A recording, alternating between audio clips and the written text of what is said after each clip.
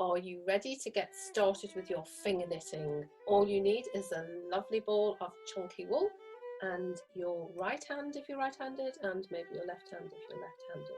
Doesn't matter which. Secure the end of the yarn in between your thumb and your palm. Take the end of the yarn and wrap it around your index finger. Take the yarn and around the back and wrap it around the next finger, your middle finger.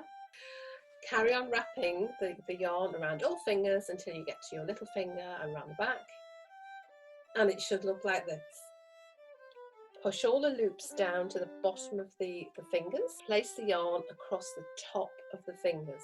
Now you're going to take the loop of that's on the little finger and you're going to pull it over the top. Push it down so it's nice and secure. Then do the same thing on the next finger. Loop over your finger and push it down so again it's nice and secure at the base of the finger. Carry on with the next finger. Same thing, pulling the loop over and then pushing down. Then finally, the last loop, you should have 4 loops at the bottom of your fingers, nice and secure. Place the yarn across the fingers so that the loops are underneath the yarn. Then, working either way, doesn't matter whether you work left to right or right to left, you're going to do the same thing and pull the loop over the finger so you're left with 1 loop on the finger. Push down the loop so against the base of the finger and do the same on the next finger. So you're just repeating what we've done before. Then you continue. You should have your yarn pulled out at the end. It should look a bit like this at the back on the other side. Now we're on to the next bit. So you're going to lay the yarn again over the fingers so that the loops are below the yarn. We're going to repeat the same thing. So you're going to take a loop and you're going to put it over the finger, carrying on, next finger. You do this a few times, so you just keep repeating, putting the yarn over and looping, and at the back it should start to be growing and look a little bit like this.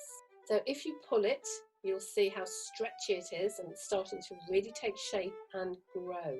When it's as long as you'd like it to be, then you just get a pair of scissors, get somebody to help you and cut, leave a long thread and cut the wool.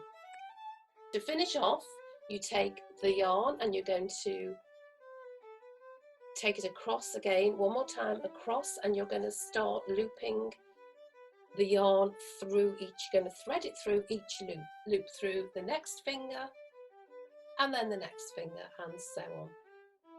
At the very end, you've looped through every single loop, the 4 loops, and it should be really nice and secure.